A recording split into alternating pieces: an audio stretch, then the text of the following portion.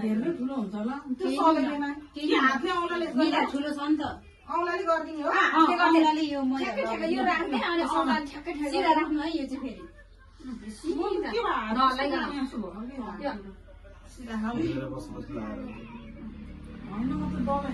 माथिबाट होइन कि दिदी तलबाट माथि जान माथिबाट तलबाट माथि अँ हो नाति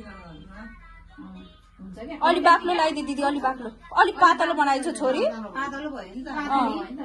होइन ठिक छ अब बग्छ होला नि धेरै बाक्लो काटन्दा कुखुरा गएर आउँछ कि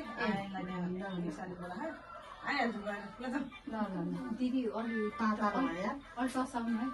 केही छैन पातलो भयो अब अर्को सुक्छ सुक्छ पातलो टसाउनु है काँची राख्नु टिका नि यही माथि अँ ट्याप ट्याप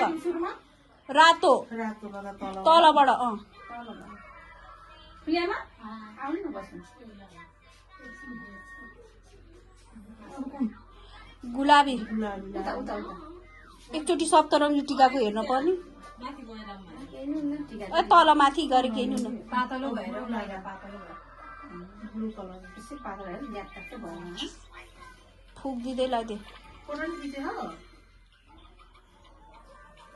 ला यहाँ छोराले काम गरिसकेछ त्यहाँ ऊ पानी पोखाएर